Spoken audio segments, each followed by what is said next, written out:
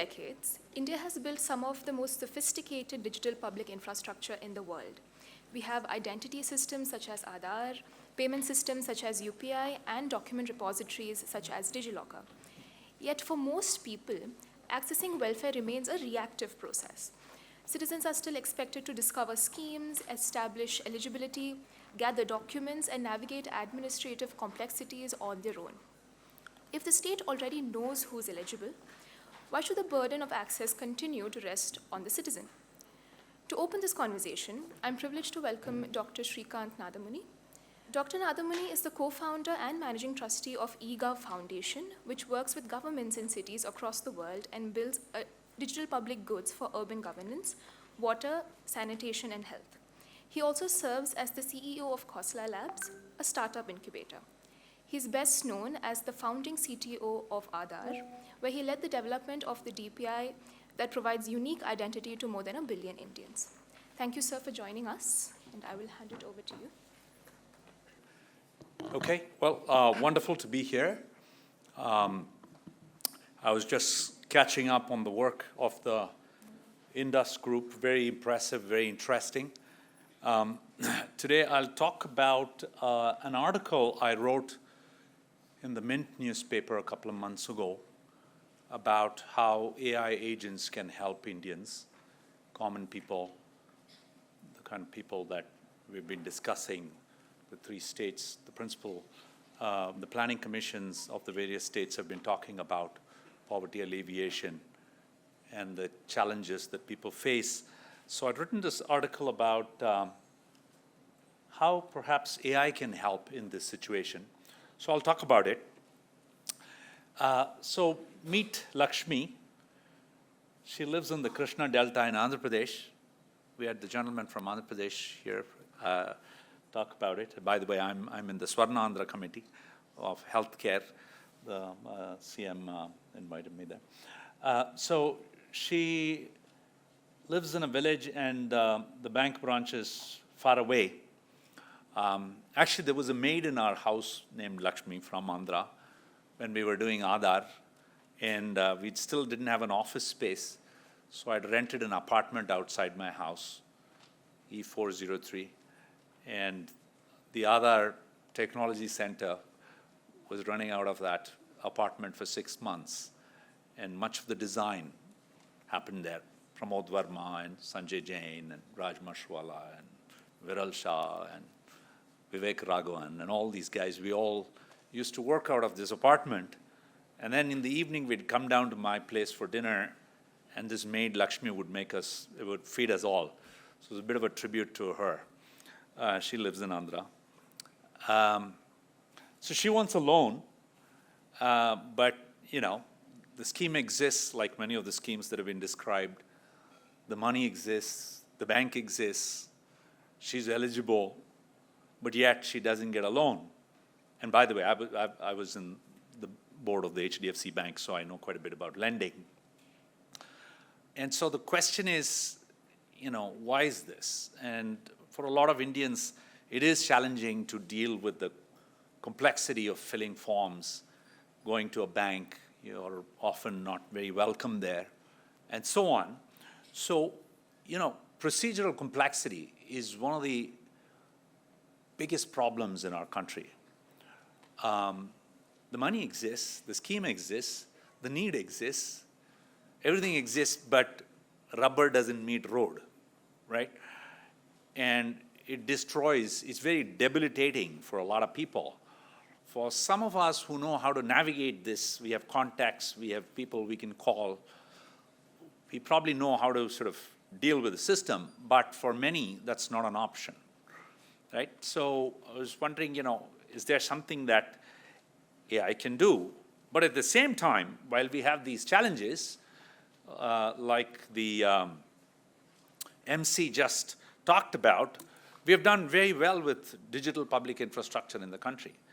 Aadhaar has given an identity to almost to the entire population. But what you might not know, that the eKYC costs plummeted. Sorry about the dollar figures. I gave this talk at the United Nations about a year ago, so this is a little, it's from that deck. the eKYC cost, the KYC that is needed to open a bank account or get a SIM card and so on for a mobile connection and so on, dropped from $23, almost 2,000 rupees, to less than 50 rupees, right? Because of Aadhaar.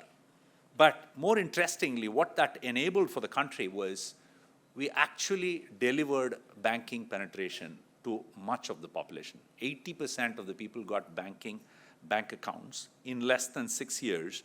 And according to the Bank of International Settlements, an international body, their research showed that India would have taken 46 years to achieve that target without Aadhaar, right?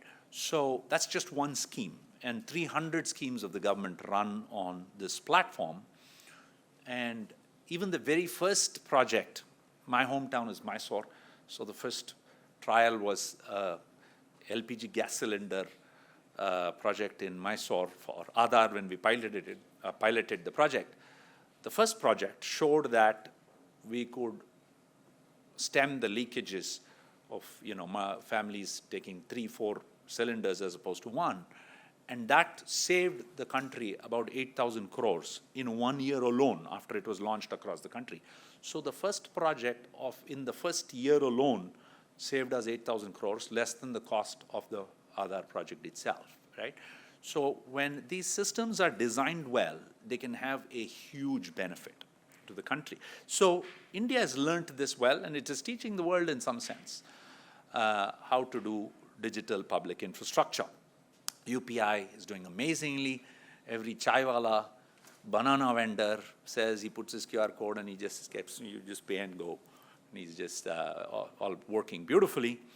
And it's doing actually not 17 billion now, over 20 billion transactions, about 22 billion transactions a month. About $300 billion moves through the system, much better than any cryptocurrency or blockchain.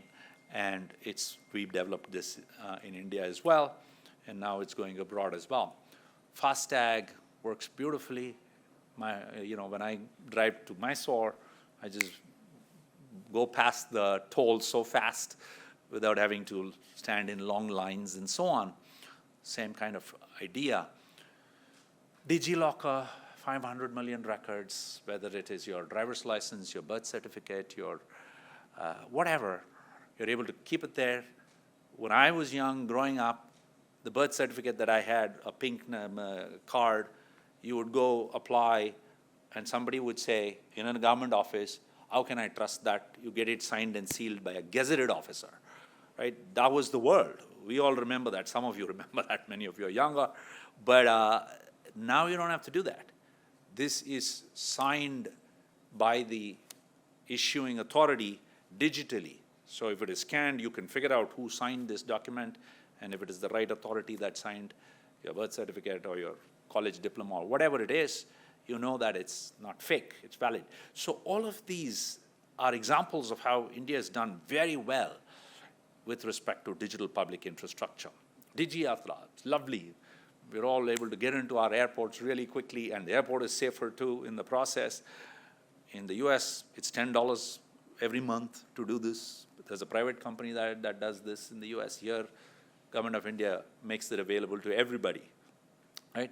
These are all wonderful things that we know how to do. Now the question is, can this kind of digital understanding, deployment, help in the scenario that I've painted? So what if Lakshmi were able to pull out her phone and say in her own language, loan kavali, mujhe loan chahiye. What if the AI agent on her phone can orchestrate and manage the complexity, the procedural complexity that I talked about? What if we're able to find the right scheme that fits her needs, either from the Andhra government or from the central government? What if it's able to say, okay, you know what, I found something interesting. I've looked at government schemes. I've seen bank offers. I see what understands her contextual, setup, where she comes from, the background, what she's looking for, is able to do her KYC, Aadhaar KYC on her phone, which is available with face match. You don't have to even go to a bank these days. You don't need a fingerprint scanner or an iris scanner. A phone is sufficient to do very good KYC, biometric KYC with your face. Pulls up her income records from the DigiLocker, pulls up her, her educational background, maybe her property records too if she has some property. Is able to, what if an AI is able to do all of this and orchestrate this behind the scenes and get her the loan? Okay, so there was a group, I'm a visiting scientist, I'm a research affiliate at MIT, and we were discussing agentic AI and the uses of agentic AI. And for the AI summit, a bunch of us came together to think about, is there a way in which we can build an agentic AI that serves the common man, the common woman, the person on the street who has all these problems that we're talking about, who has the challenges to deal with the procedural complexity, whether it's in banking or it's in scholarships or is it in healthcare and so on. And the answer is yes. In fact, every piece of what I'm describing here is eminently doable. Okay? Today, AI is able to come first in the All India Joint Entrance Exam. Number one, is able to ace the International Math Olympiad at the gold medal level. It's able to pass the US medical USMLE exams 1, 2, and 3 quite well, right? It's able to pass the bar exam in the United States at 90th percentile. Right? So it's able to do a lot of things. The capabilities of these models, of these LLMs, and what they're able to do with the reasoning capability that's been built in is phenomenal. And if we want to get Lakshmi her loan, you think these models can't help in doing this? They're eminently, quite easily doable, right? So it's not the technical complexity that's stopping us. We just have to come together and build these systems like we've built other systems like Aadhaar and UPI and DigiLocker and ONDC and so on and so forth. So my big worry with AI, frankly, I'm a technologist, spent many years in the Silicon Valley, came back here, set up the e-governance foundation with Nandan Nilekani, and then went on to do Aadhaar and so on and so forth. My big worry is AI is going to worsen the divide between the haves and the have-nots, okay? Because the knowledge asymmetry is getting worse. This is highly mathematical, the basis of AI, right? If we very carefully and deliberately, if we do not diffuse this technology all across the land and ensure that everybody gets the benefit of AI, it's just going to worsen the divides, not just in India, around the world. We're already seeing in the US, it's hollowing out the Midwest. It's only the coasts where all the money, billionaires are sprouting so fast on both the coasts and people are getting poorer in the Midwest, right? It's going to catch up everywhere. So we have to really think deliberately about how we ensure the benefits of AI get to everybody, right? So there's some ideas here. How do we do that? In fact, what I talked about, the Aadhaar, the UPI, the DigiLocker, these are all systems that were built for everybody. This was not just for people who understood technology, who have access to certain ways of doing things, who could get into certain offices and so on. This was built ground up for everybody. Equitable access is a key aspect of DPI, digital public infrastructure. Population scale, super important. This is not a pilot, we're trying it out in one district, right? This was designed to work across the country for the entire population, whether it's Aadhaar or UPI and so on. But equitable access was also built in. While we designed Aadhaar, we knew for many years, people will not have access to devices. They might not have access to networks. They might not have access to smartphones, and so on. very deliberately plans were made how the manual systems need to continue to work. Well, if you need to go digital and you don't have access to it, there must at least be some digital, some window where you can give a form, you can talk to people, and they digitize your request or your transaction and so on. So the equitable access is a very important aspect of DPI, how you design DPIs. That's why India has succeeded in this, not because our technology is somehow the greatest in the world. It's more importantly how we have delivered it to the common man. That's where we stand out. We have taken good technology, but we have built it, we have made it our own, and ensured that everybody benefits from it. Since we know how to do this, we need to use this playbook to ensure that AI also gets diffused across the land, right? So the benefits of AI, and probably going to be many. I'm personally working on healthcare, working on education. I'm on the Apex Committee of the Government of India to create AI centers of excellence. All of these things that we are doing, it means nothing if we are just writing papers, creating new LLMs, creating models, or whatever. That would mean nothing to the people that this NGO is working, the officers here who are working so hard on this. None of that will get impacted if all we do is build excellent technology, build beautiful AI models, write research papers about how sophisticated they are, right? We really have to figure out how does this meet the real problems that have been described in such great detail in the previous talks.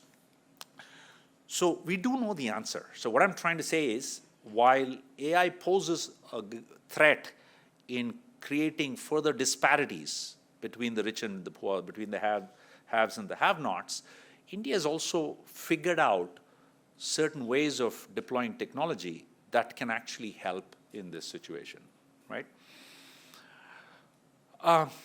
So what are the various things that the AI agent needs to do? If you open under the hood and see what are the pieces of this system that we're describing, conversational interface in local language. This, I think, is truly the killer app that AI provides. It actually helps across so many things. Forms, reading and writing, English, all of these are challenges to the people that you're helping, right? Literacy itself, the fact that so many of the below poverty people and the 56% of the people that your brochure says right now need food assistance and so on, many of them are probably challenged in filling out forms in English or in any language, right? Conversational UI, can I just talk to my phone? Can it just ask me all the right questions? I'm ready to do a Aadhaar eKYC if it tells me how to do this. I'm ready to tell it, what I studied. I'm happy to tell it what I own. I can give the right permissions for it to open the DigiLocker and send you the certificates and documents. Can you just talk to me, right? Can you imagine that interface and how many people and how many lives it unlocks if we're able to do this? So conversational interface is super important for India, right? And we speak many, many languages. So that also, and the LLMs are lovely. They seem to understand language. We were the only species in the universe, at least known universe, that could speak language.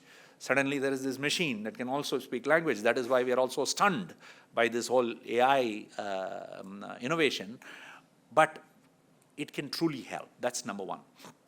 Understanding her financial, social, cultural context.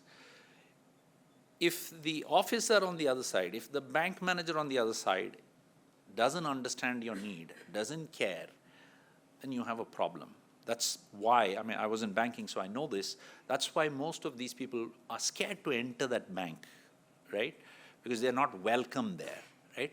But here there's a friendly, nice voice chatting with you and actually helping you in your own language and understands your context, why it has slowly figured out your context.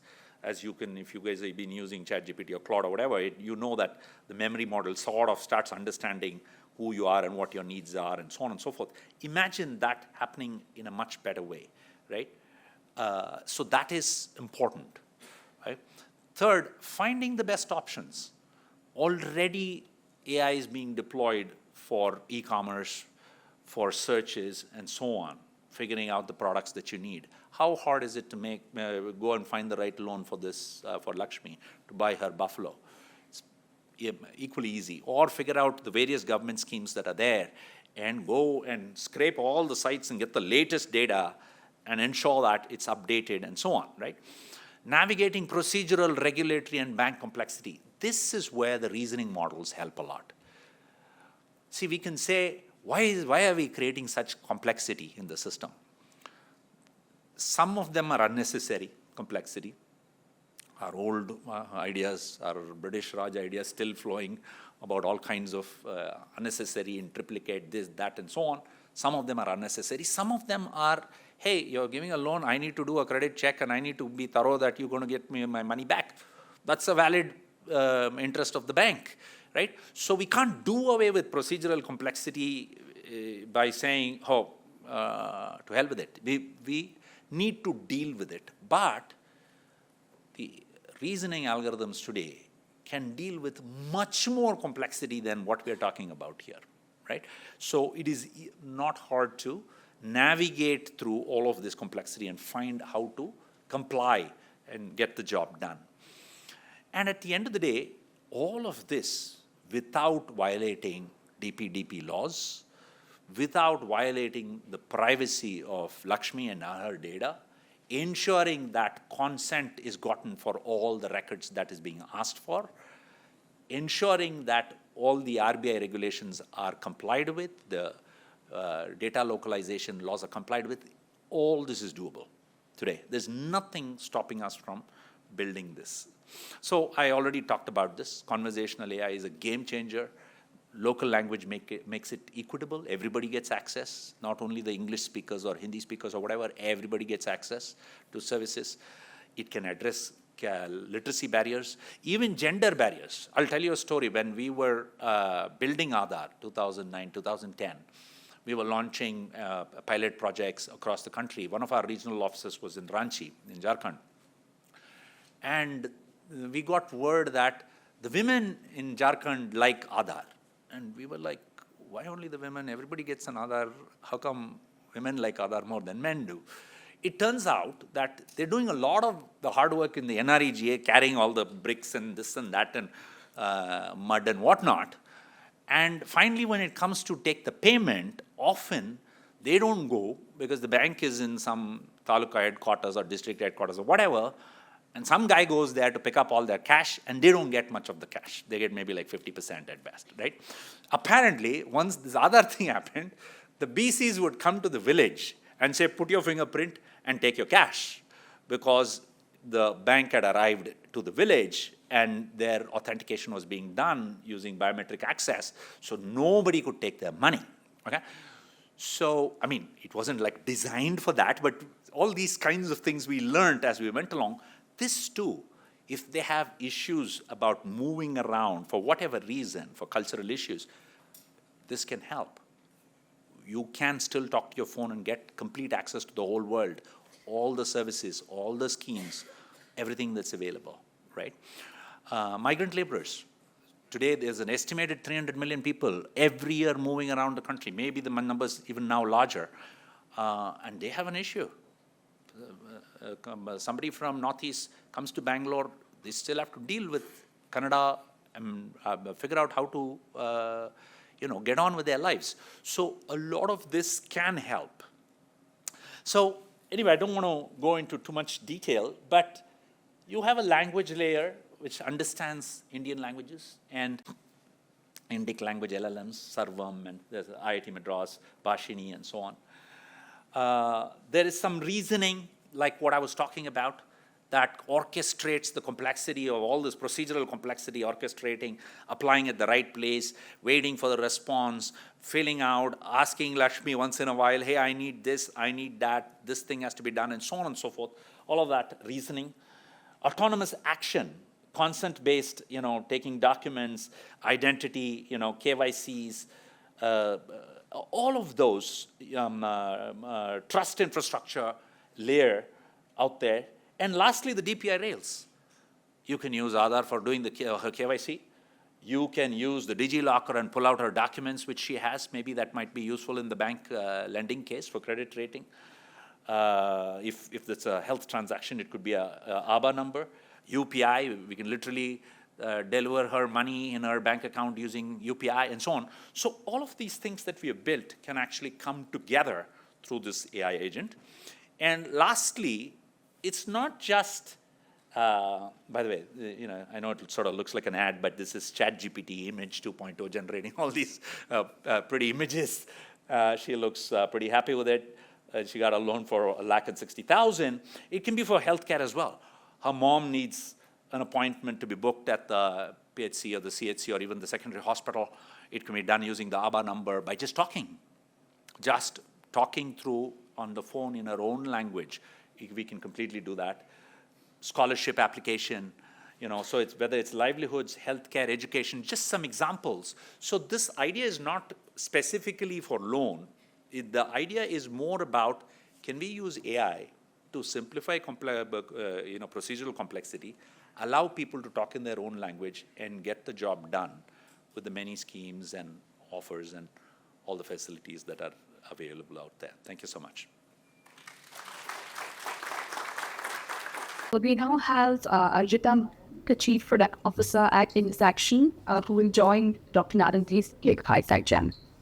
I think the first question maybe that might be on people's minds is, what are the challenges that you see? Like, I think the last kind of picture that you gave us was, it almost feels like it's real. Technology, as you said, exists today. And the DPI foundation is already in place. So what do you see as the biggest challenges for AI today in getting to this vision? Yeah. Like I said, it's not a technology challenge.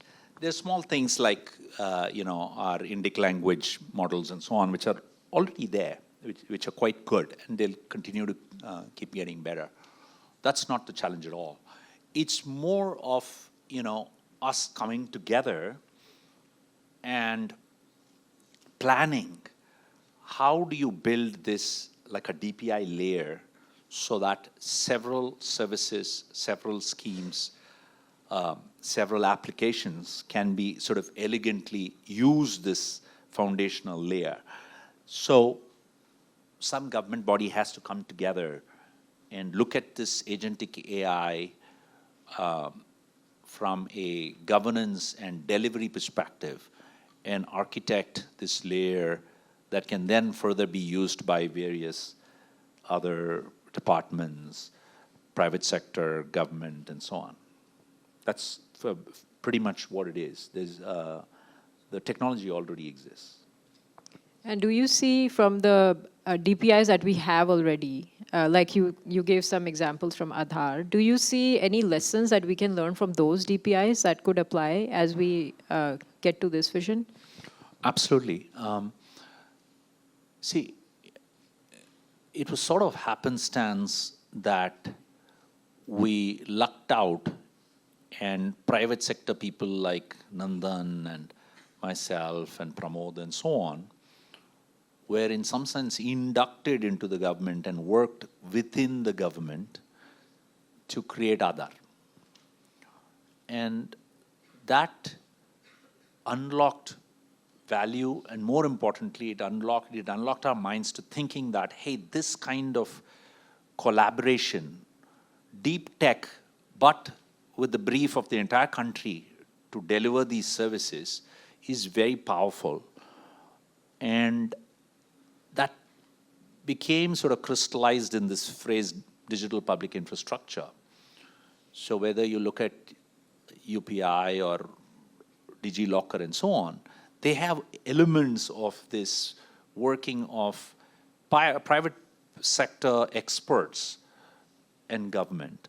So in some sense, the agility, the innovation, the flexibility that comes from the private sector was very helpful. Okay, if we had done it purely as a government project, Aadhaar wouldn't have gone that far, I feel. At the same time, if it was only a private sector initiative, it would have certainly not gone that far, right? So the fact that we were able to bring in that innovation, the flexibility, the agility, the speed at which private sector works, and the strength of the government, which has the mandate, which has the funding, which has the understanding of scale. We learned a lot, by the way, from the government officers working at Aadhaar. So that coming together is what really helped us. And it has helped India quite a bit because all the other DPI journeys have followed in some sense. There's a government involvement, certainly, or at least a regulatory involvement, whether it's UPI and so on and so forth. So I think we should continue with that playbook as we do AI, because like I said, if you only leave it to the private sector, there will be market failures. There will be these disparities that will grow. Of course, the private sector should do what it does, use AI to do amazing technology, whether it's in healthcare or education or wherever. But I think the government should also think of it as a DPI. How do we create an agentic layer for every Indian so that we are able to just pick up the phone or whatever device and just deal with the governance issues, deal with the procedural complexity issues, deal with the literacy issues, and so on. Like I showed, all of those are in some sense handled by this architecture. Okay, and can you share a bit more about, you talked about some of the centers of excellence. So that playbook for AI, what do you see and what is actually happening at those centers of excellence today, and how does it connect to bringing this vision together? The AI Centers of Excellence project is in the Ministry of Education, Government of India project. It's about, I think, 2,000 crore project. And the idea was to work in health, education, agriculture, and sustainable cities. And we went through a procedure, a long process of identifying like IITs and Indian Institute of Science and so on, the right ones to carry forward the AICOE project. In fact, Bangalore, the Indian Institute of Science at Bangalore hosts the AICOE for healthcare. The one on education just got launched a few months ago at IIT Madras. It's called Bodhan AI. The healthcare one is called Tanu. There is the sustainable cities one is in IIT Kanpur. The agriculture one is in IIT Ropar. And so the idea was to focus on India problems and build AI solutions. So I'll give you an example of the Indian Institute of Science. It's not only in our own backyard, but it's also sort of healthcare, which everybody sort of relates to. So we are sort of looking at, in fact, the low-hanging fruit, which is AI, especially the vision models have always been quite good. In fact, they were, even before the LLMs and the text models came, the language models came, the vision models were already quite good. So we're looking at breast cancer detection using mammography and ultrasound, as we're looking at using smartphones to detect oral cancer by just taking photos of the mouth as a screening tool, and that's already working quite well in the trials and so on. We're looking at retinal diseases, diabetic retinopathy, glaucoma, macular degeneration, one model to actually detect all of them. Again, a lot of this kind of research and developing these models and applications are towards public health, okay, which means we look at screening tools. Can we do it for large numbers of people using low-cost devices at the edge in the field kind of applications? So they're not the usual, you know, what would turn up at an Apollo or a Manipal or whatever. That also, as we go along, but we're looking at screening to ensure that we can eliminate that, oh, you don't have oral cancer, you're okay. Versus, no, I think this is highly suspicious. Please go to the secondary hospital or the tertiary hospital, you know, and get a proper scan done and let the oncologist look at it. That we don't have as a country. The screening right now is all manual through ASHAs and ANMs and so on, and the inaccuracies over there are quite large, right? So we're trying to fill some of those gaps with AI.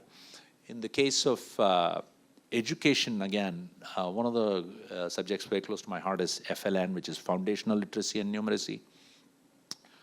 The ASAR report and the National Assessment Survey have been showing consistently that half our students in 5th grade can't read a second grader's text in local language, right? That is the state of our primary education.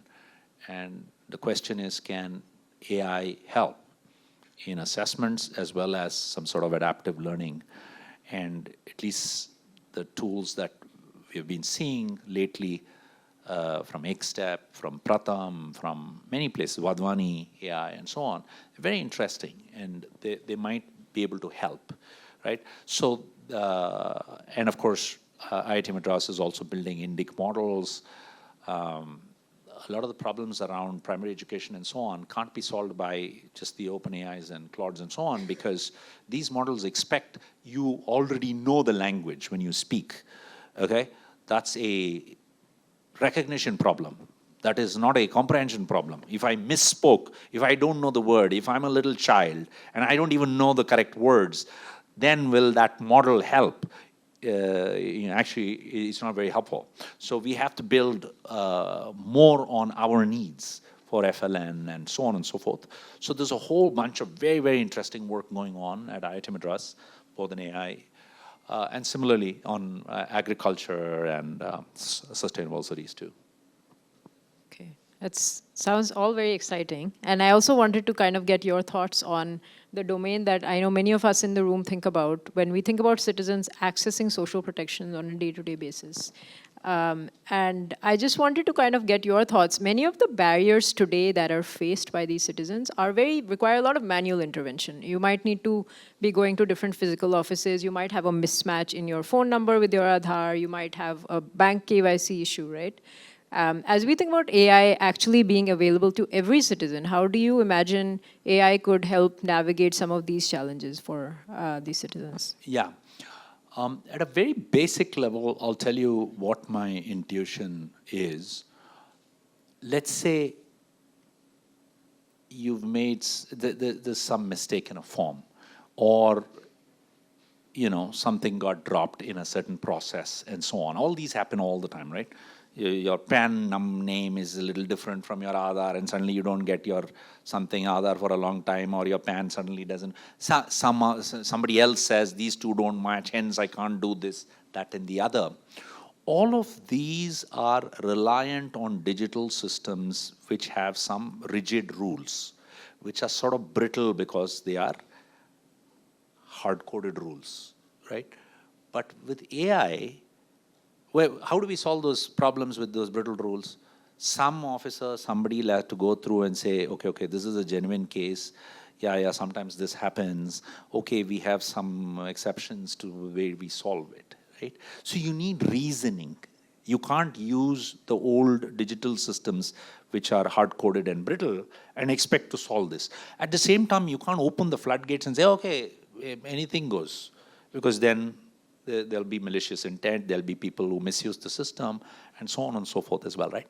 But AI can do, at scale, the job of that reasoning person who understands the context.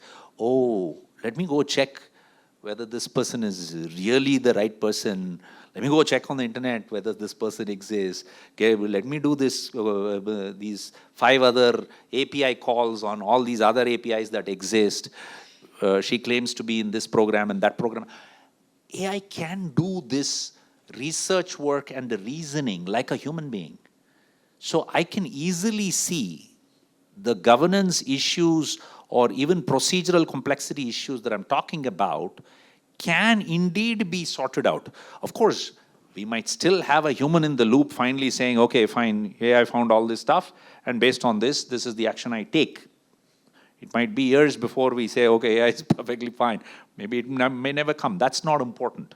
But what I'm saying is, a lot of the procedural complexity, whether it is in government-related, whether it is regulatory, whether it is, banking, healthcare, and so on, we can have reasoning models that can actually figure out what the real issue is. And if you are a bona fide, you have a bona fide case, you're a genuine user, and so on, it can figure it out, I feel, and it can solve those problems. I don't know if I answered your question, but... No, that's very helpful, yes. And I think, as you said, there is a long way to go on both sides, from the citizen side and from the state side. And I think I wanted to come back to, you did make a point around how do we actually ensure that all the citizens have access to this technology? And what are your thoughts just as we think about kind of the very, very wide set of constraints we have, both in terms of device access and even digital literacy? How do you think about ensuring that there is equitable access to AI? Yeah. So we can't obviously say, we have a beautiful smartphone app. Everybody empower yourself, knock yourself out. It works beautifully, because that's going to let a lot of people are going to fall through the cracks and not be able to use that modality.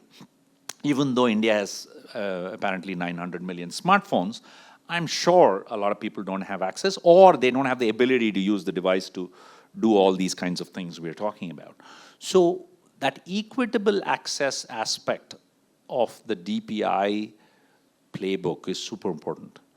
You need to literally ask, if Lakshmi doesn't have that smartphone, can it work on a feature phone? Yeah, it's voice. You can talk on the feature phone, sure work. And often most people can do phones, okay? Well, she doesn't have phone. There's no internet in that area. There's no whatever. She doesn't have access to a phone. Well, can she go to some office where somebody will type up her request and then it gets into the digital world and then it still starts rolling the same way if she had started the thing? So we have to think through that, right? But it's not that hard. What I'm describing is not that hard. Even the Gram Panchayat with internet access, with a device, can say that please come here, I'll allow you to use this device. In fact, I'll help you through this thing. Right? So that's what we all have to think through. That's what your Indus group is good at doing. That's what you guys have to start figuring out. How do we ensure that everybody gets on board these AI agents as and when they come, right? And how can we make sure that we don't leave out the below poverty because they don't have smartphones or they don't have internet or they don't have broadband or whatever it is, which will isolate them. So that needs to be deliberately. When we designed Aadhaar, we were very deliberately thinking about all these issues. What if, in one of the things, Aadhaar needs, one of these documents here, either driver's license, this, that, whatever, for proof of address, one of these for proof of identity. You need both those, and then I'll give you an Aadhaar. What if I don't have all those documents? I'm in a village. I can't say, you know what, give me this kind of identity, I'll give you a better kind of identity. Hello, I don't have an identity, that's why I'm here, right? So we had to come up with another scheme, introduce a scheme. Somebody in the village, the Gram Panchayat, the secretary, or the bank officer, or an NGO says, I vouch for this guy, I'm putting my fingerprint. This data is correct. I know, I've seen this fellow for years. Good enough. So those are the equitable access things we had to do. At the same time, not open the door ajar for everybody, all and sundry, to come and misuse the system. So it's a fine balance, but it can be done. You have to design and you have to pay attention to detail. It can be done. That gives us a lot of hope. I just wanted to thank you again for spending time with us. I wanted to check if there are any last questions from the audience before we wrap up. Hi, my name is Aishwarya. I'm from Brave Benefit. So, as you told, AI does things. I don't want to oppose it.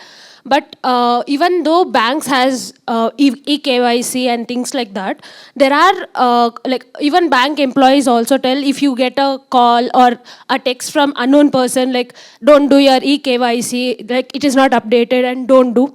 How do you think these AI will make will get the trust of the people to do all those things at once, as you told? It's a very good question. See, I've only talked about the positive aspects of AI, okay? Let's talk a minute how bad things can get because of AI, okay? Fakes. People are preying on older people.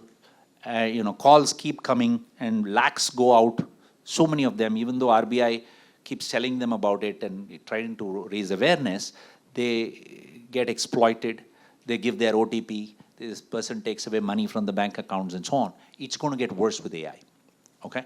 The attacks will certainly increase because it can impersonate people very well, Already there are, threats. Oh, I have your son, I have your daughter, give me this much money right now, and I'll put the phone into your, they'll talk right now, and it'll be beautiful. It will sound exactly like your kids, right? Because they have a small sample from the voice. Deep fakes are already happening, right? People will misuse, and it's much easier now to misuse. You just have to tell Claude, do all this stuff, okay? So every technology comes, it's a double-edged sword. It cuts both ways. Okay, we can use it for good, but bad guys will use it for bad purposes too. So we have to be vigilant, and we have to regulate, ensure that a lot of this bad things don't happen. Deepfakes. I've written, me along with a whole bunch of researchers, we've written a paper it's about something called personhood credentials. This is how do we handle deepfakes in the future? Because our trust in the systems of online, internet, voice, all this, is somehow assuming that when I talk to somebody, I know that person, I can trust that person. Or when somebody puts their user ID, password, and a CAPTCHA and so on, I know that, oh, Srikanth actually has logged into HDFC Bank and he's actually asking for some funds withdrawal or transfer. It's not somebody else, right? All this trust will go away if the deepfakes start attacking on the trust on the system, right? So there are methods. We are designing, this PHC is one method to see how we can deal with these kind of deep fakes and so on. So you're absolutely right. This is not just a rosy picture. AI will, save the world and, world hunger will go away and so on. Although some folks in Silicon Valley seem to be saying even that. But the point is there are huge dangers of deep fakes. And we have to design in systems. We have to plan, think through, and architect and design systems to make sure that those don't mess up the trust on our online networks. Yeah, go ahead. Okay. I think just to, Srikanth, built on the AI as in the possible negative aspects of it, that, hey, as a non-deterministic technology where you don't understand its motives, it having access to population scale data, I feel like for most technologies that we can use as tools, in both the examples that you're talking about, you're using AI as a tool. But at a point where AI or as superintelligence starts to use us as tools, like does that, and that being actually the stated goal of some of the frontier labs, having population scale data with the AIs, like, how do you feel about the possibility or likelihood of some of those situations playing out? Yeah, well, that whole thing about existential threat and what could happen, frankly, all of that is unknown territory. I mean, I'd be foolish to stand here and say, I don't think that'll happen or anything like that. It is, if we are not careful about it, it could very well happen. I don't know, just a few days ago, Anthropic CEO has said we should maybe have a pause because this thing is learning to build the next models, and if that recursive thing goes out of control, where are we? We have no control over it anymore, right? And all those, data and what it does with it.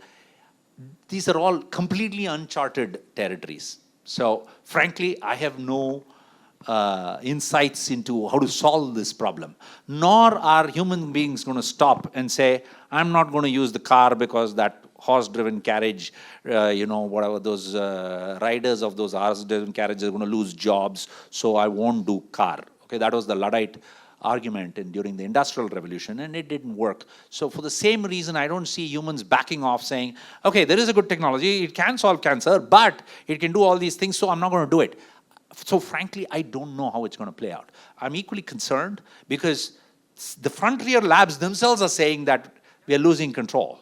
Right? This is not as though they are going, hey, this is all great, and then some activists are saying, no, we shouldn't do it. They themselves are saying this is sort of dangerous. So we are in completely uncharted territory. And frankly, I have no idea how this is going to play out, excepting that we got to keep our eyes wide open and try and deal with this new thing that's come about. Yes, it's certainly a very powerful technology. I think whether we use it for good or for bad, and as you said, it's not going to stop developing. So I think we have our work cut out for us. So thank you again for being here. We are going to close on the questions. We're running out of time. And thank you again for all the very, very exciting work that you have shared with us and left us on a very positive note here. Thank you. Thank you. Thank you.